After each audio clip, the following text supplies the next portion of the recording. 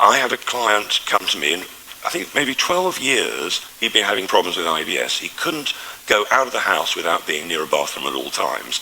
And he tried everything. He tried raw vegan, he tried every diet you can imagine, and it was when he went raw carnivore for 3 weeks that he fixed it, fixed the IBS. 12 years of it, raw carnivore fixed him. He didn't have to stay raw carnivore.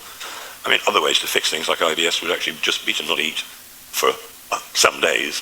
Give yourself all the nutrition with maybe natural coconut water, or there are many products that can give you nutrition without having to eat. Bone broth would be good. And you let your colon, your bowels recover. They can do that.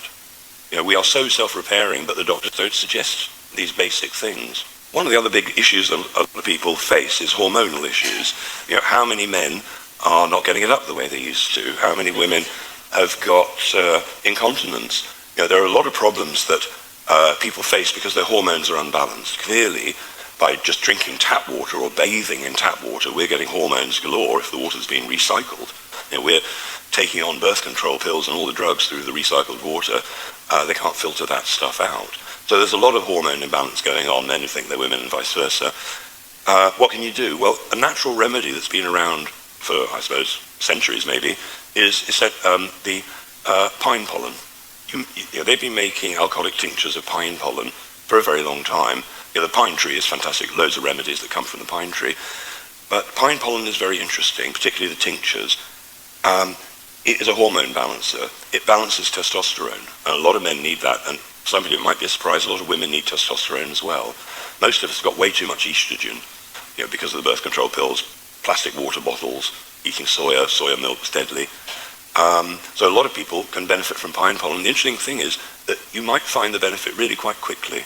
Some people notice it right away. It's a bit like methylene blue. If you want to boost your brain power, often people notice methylene blue on day one. Other things people notice on day one, things like magnesium. Anybody who's in pain, if you haven't tried magnesium of a good quality of the right amount, so many people find they come out of pain like right away, that day.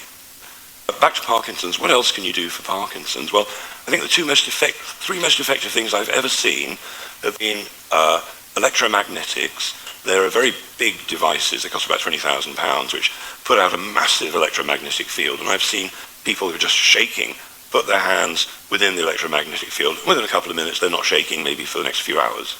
I've seen people similarly use hydroxy gas. That's Brown's gas. That's where you take water, put it through electrolysis, and it splits it into hydrogen and oxygen. Then you can bubble it through water to clean it up, and then you can breathe it. People with Parkinson's often get one of these machines, have a little cannula connected to their nose, and they can type and do whatever they like while they're breathing the hydrogen. And usually after a couple of hours, again, the shaking will stop for a few hours. Similarly, I've seen people take tincture of cannabis, the proper stuff with the THC, and also cannabis can stop shaking and a lot of the Parkinsonian symptoms. There are a number of other things one can do, but of course the doctors don't know. Another big one, of course, along with all the B vitamins, is B12. Everybody with Parkinson's, Alzheimer's, dementia, multiple sclerosis, they're low on all the B vitamins, but particularly B12. And a lot of us do have liver gallbladder issues, partly from the toxins we're taking in, whether those toxins are the shampoo we're rubbing in, whether they're the water that we're bathing in, whether it's the food we're eating, chemtrails, you name it. Most of us have a toxic liver. Now, the sad thing is that a lot of people, particularly in the past, believed that eating a low-fat diet was a good thing to do. So to make a gallbladder healthy, you have to eat cholesterol. You've got to eat healthy fats. Otherwise, the bile, which is like a sort of detergent, a bit like a soap, which breaks down fat, the bile won't flow anymore. And then you get stuck and you get gallstones. Now, gallstones are pretty painful things, as are kidney stones. I'll come back to gallstones in a moment. If you eat too many oxalate-rich foods like spinach, kale, broccoli, that sort of thing, you can develop kidney stones, and a lot of people who've had them, I haven't, say that it's actually one of the most painful things that anybody's ever experienced. So be careful if you're juicing every morning. If you are using green leafy vegetables, it's important always to add some oil, a little bit of coconut oil or olive oil, to help the breakdown of the fat-soluble vitamins in the greenery, otherwise you won't really get too much benefit. In France, something like 80% of the drugs are delivered by suppository, quick suppository up the bum. And you can do a liver and gallbladder flush that way as a suppository. So do you want to get gallstones out? No, you don't. What you want to do is dissolve them. So there's a herb that's been used for centuries, South American, called Chanca piedra, Spanish for stone breaker. And amongst other things that are in the liver and gallbladder suppository is chancropiedra and various things to make the gallbladder work properly again and to get the sludge and the stones out as, if you like, liquid form rather than painful stones. So one of the other popular detoxification methods that you've probably heard of is the famous coffee enema. This was discovered in the First World War when they had to do an enema on somebody. They didn't have any water, but they'd have a pot of coffee, so, well, the guy's going to die anyway, let's give him coffee. And they found that they got much better results with the coffee because it activates a liver detox. So, again, you can do a coffee enema, you just lie sideways in the bath, have an enema for 25 minutes, but who wants to do that? Again, you can take a suppository and have all the beneficial effects of a coffee enema without having to do an enema. And what happens with detoxification, some people go for it full on, and a lot of people have actually a negative result from detoxing too quickly. So it's important to detox slowly, make sure, number one, your bowels are working properly, number two, that your liver and the kidneys and gallbladder are working properly as well. So there are different stages to detoxification. With a lot of toxins, what happens is a stage 1 detoxification, where you break down the toxins into, if you like, sub-toxins. It doesn't mean that just one thing is going to completely clear you out. So there are a number of detoxing agents that I recommend, and because I haven't got time to explain them all here, you might have heard of my private members club, secrethealthclub.com. When I got chucked off YouTube by the government in 2014, I started a private members club where all this sort of information is legally there. On my main website, I can only tell you government-approved truth, not real truth. So a lot of people are toxically poisoned from the vaccines, obviously. Some time ago, it was pointed out to me that a lot of people who are using nicotine patches were finding within 24 hours some of the long-lasting vaccination effects were being mitigated. And when I heard that, I started researching nicotine, and I put into the search engines things like, what pharmaceutical drugs are negatively impacted by nicotine? If somebody is having a heart attack, they rush you into the emergency room, they inject you with magnesium, assuming the emergency doctor knows what he's doing. They'll stop a heart attack in seconds.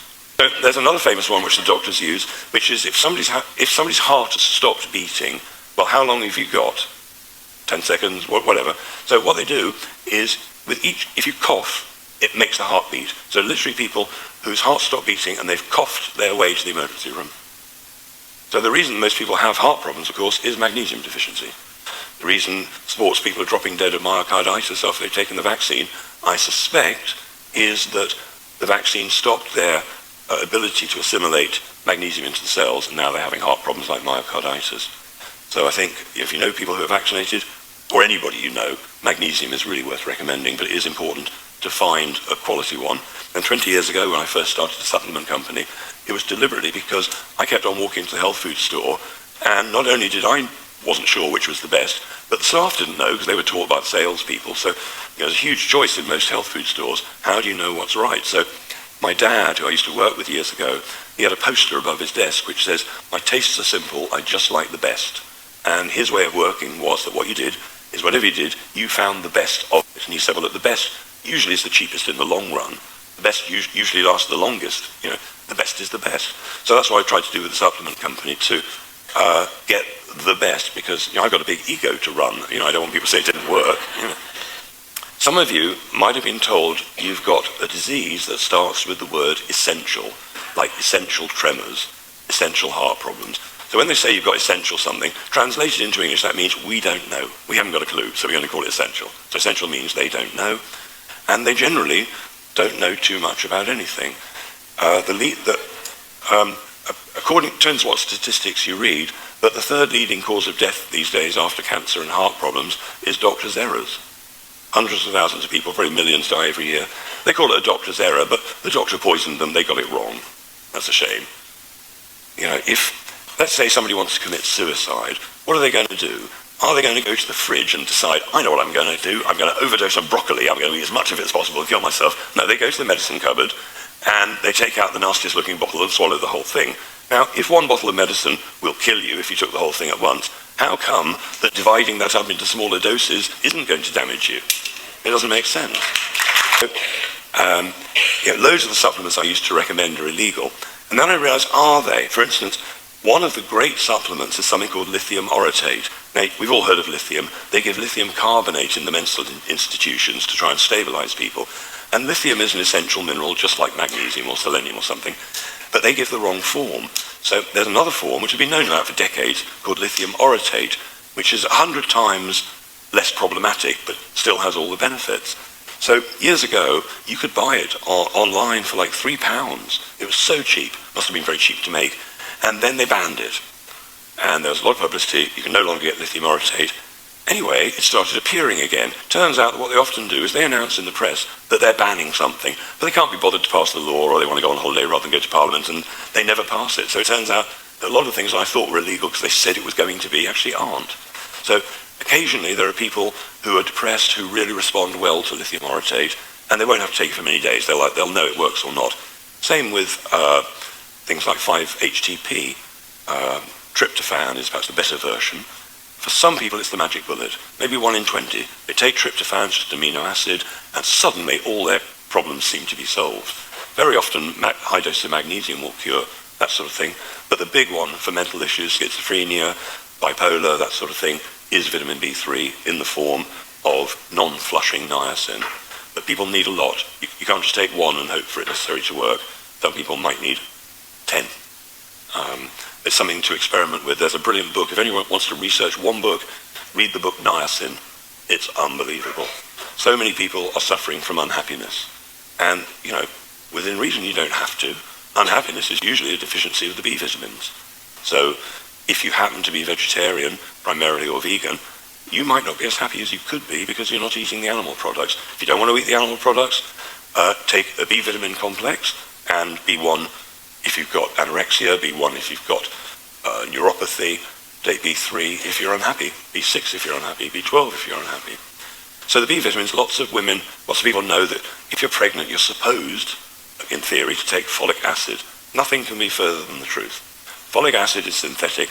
What pregnant women need are folates, which is the natural version of folic acid that's safe. Turns out over 25% of women actually have a problem with folic acid. It does not help them, but everybody can get on with folates.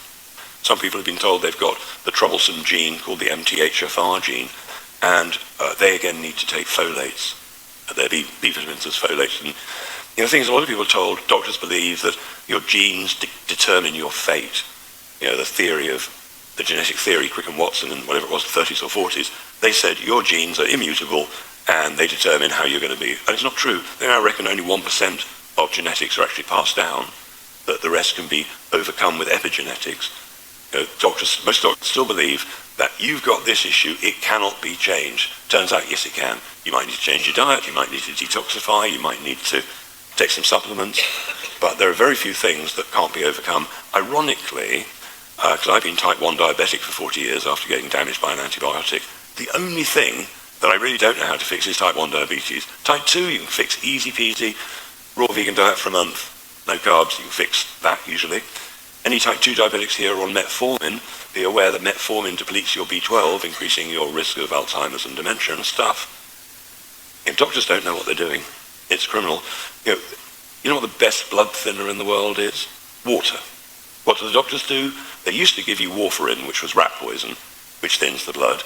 Then they got a new patent on a new drug. So now, with warfarin, because it's a blood thinner, if you cut yourself, there's a remedy. All doctors know what the remedy is. The person's bleeding to death from too much warfarin, too much blood thinners, there's a remedy. The new drugs that are out there, there isn't a remedy. People are bleeding to death. It's super stupid.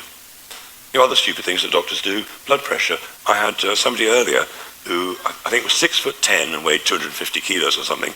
And the wife was saying that we both went to the doctor, and she said she asked the doctor, does the dose matter compared to size? And the doctor said, no, it doesn't matter. Then the husband went in, and the doctor said, oh, because you're this big, we're going to double the dose. Same doctor, totally different results. So obviously, if somebody's bigger, you're probably going to need more of whatever it is. But with blood pressure, do they take account of the fact that you're 4'6" and weigh nothing, or you're a sumo wrestler? It seems in most cases they don't take account of that. When they put people in an MRI scanner, do they turn it down because it's a kid? No. When you get, let's say, a CAT scan, do you know that it's about the equivalent of over 500 chest x-rays? One CAT scan. They're not safe. Going to an MRI, they give you gadolinium, it's a contrast dye, so they can see all your internal workings. People don't realize it's poison. Gadolinium poisoning is a big thing, And there are remedies you can take for it, a number of things you can do. What's happening is that building up in our bodies are things like toxic wax from foods that contain wax. I mean, you eat processed cheese, that's not cheese, it's wax. If you set fire to a piece of processed cheese, it's horrendous. It's burned like plastic. So we're getting things like prions. They're sort of misfolded proteins. You get a misfolded protein in the brain, you get prions in the brain. That looks like multiple sclerosis. Older people often see brown spots on their wrists. That's usually a build-up of rancid fats, toxic fats. And there are a number of materials that can remove that. Selenium, the mineral selenium, can remove age spots, liver spots. Selenium is also amazing because it detoxifies mercury. Everybody who's weak, everybody who's got fibromyalgia, for instance, ME, I can guarantee you that 99% of you are going to be low on selenium. Also probably low on vitamin C, vitamin D, and magnesium. Once you realize that almost everything is a deficiency or a toxicity, it becomes really easy to think about remedying it, because the drugs aren't going to do it, the doctors just treat the cause, as you know. Let's just talk about AI for a minute. Have any of you seen the videos going around of Donald Trump, who becomes a hippie? He starts an intentional community, takes ayahuasca, it's all AI, it looks just like him, it's very funny. But somebody pointed out to me the other day the good uses that AI could be put to. Every year, apparently, there's some ridiculous number, like 20 million papers, scientific papers, written about health and medicine in every language, Japanese, whatever. And somebody said, well, look, for AI, you could program it to look for magic words like cure or better or remission or whatever, and you could go through all 20 million papers, and they go back years. AI could do that in a very short time. If they really wanted to use AI in a beneficial way, with careful programming to research and get the answers you want, it could be amazing. We really could fix a lot of things, because there's so much evidence out there, because so many people have got better. Over the years, I've seen people who were told, you're going to die, just not do it. They just refused outright, which I advise as a good way for you to go. Okay, let me talk about the Russians. When the...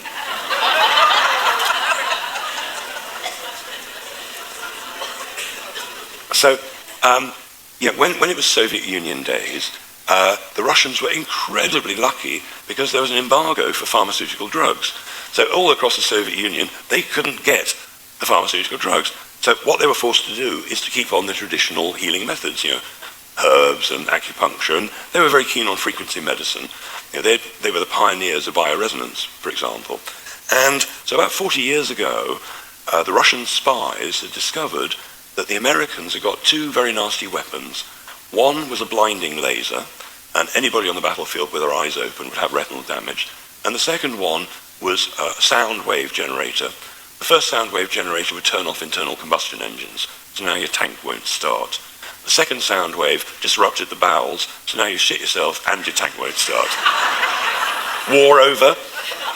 Little embarrassment, but nobody's dead. So, the one they were really worried about was the blinding laser. So they put infinite research, your money didn't matter, into curing retinal problems. So well over 100 scientists, and I met the lead scientist a couple of years back, and they developed two things, basically. They realized that if you wanted to improve eyes, and I apologize for the vegans about this, you would want to take the eyeballs from animals, extract the peptides, and put them in a capsule and give them to people. It worked. It worked. Bear in mind, they throw the eyes away anyway or put them into cat food, so somebody might use them. Sorry about this, but it's just true. And so, being Russia and the Soviet Union, they could do what they want. They tested 100 million people on peptides. The first three they made were the retina, the thymus gland, and the pineal gland. So bear in mind, the pineal gland produces melatonin. The pineal gland has an awful lot of uses. A lot of people say it's the organ of connectivity to the universe and everything.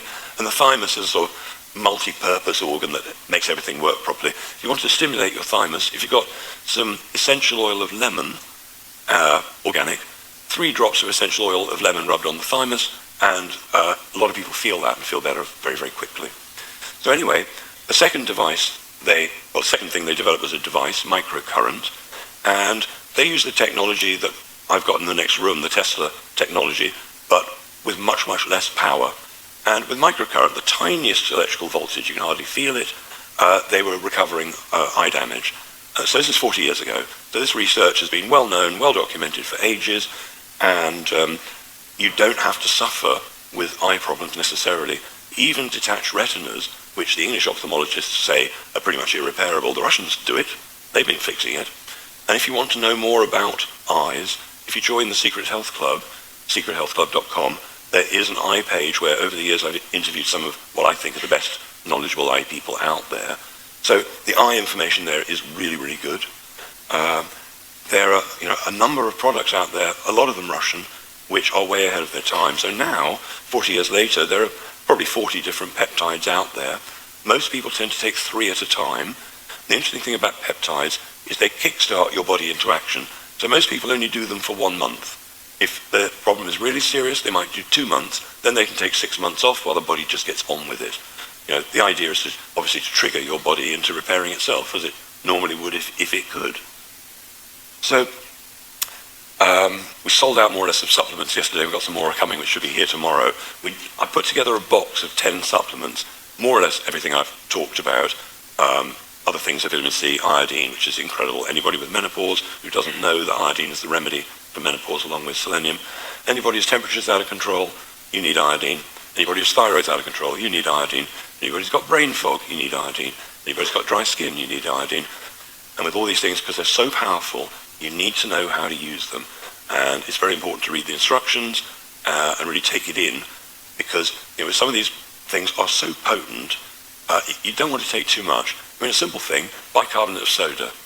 100 years ago, every doctor was taught of the over 100 uses, medical uses for bicarb, simple sodium bicarbonate.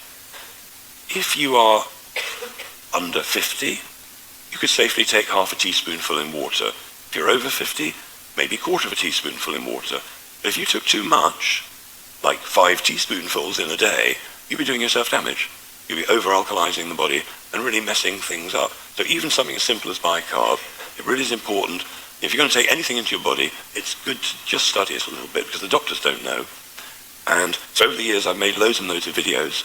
Obviously, I got taken down from YouTube years ago, but some of my stuff is back up there now. But if you want to know, you can join the Secret Health Club for £1 online, just to get you into the supplements page. And there I can tell you the real truth about how much to take, when to take it, and so on. But if you get it right, it can make all the difference in one day. People taking iodine and selenium, some of them reported back results like they're no longer an alcoholic. Their hair colour's grown back. No longer addicted to heroin. There are a lot of very powerful medicines out there, but you've got to know how much to take. With selenium, I do a liquid version, which is like massively better than any tablet or capsule form you can get out there. And I recommend 1 drop every day or 2. Personally, I get bored doing something every day. I usually take 10 drops every couple of weeks or something when I feel like it. Selenium's all right that way. And but I recommend that people, if they've got an addiction problem, might want to take 10 times that much, just for 3 days. And a lot of people find that their addictions effectively end. How it works is if somebody gives up heroin or they give up alcohol, they usually go cold turkey and just stop. Now the body, because it's on your side, realizing that you're taking in a toxin regularly every day, starts making antitoxins to try and neutralize the poisoning that it's getting. So the alcoholic, the drug addict, pharmaceutical drug addict, stops the drug, and they feel terrible, and they think it's the lack of the drug. But very often it's not. It's the fact that the antitoxins haven't worked out. You stop taking the drug, and now you're getting poisoned by the body's self-remedy. What selenium does in high doses, it stops that antitoxin reaction, so people can come off drugs really easily without getting the downside of it. If they take amino acids as well while they're coming off, that'll help dramatically, as will fulvic minerals, vitamin C, vitamin D. I'm assuming that in winter, most of you take vitamin D in winter. If you don't, it's seriously worth considering. I used to get colds and flus every year up until about 18 years ago. And at that point, the only thing I changed was I started taking 10,000 IUs of vitamin D in winter. Never got a cold ever again. That's the only thing I changed. So vitamin D, absolutely crucial, particularly here in Scotland, where I'm told you don't get as much sun as we do down south.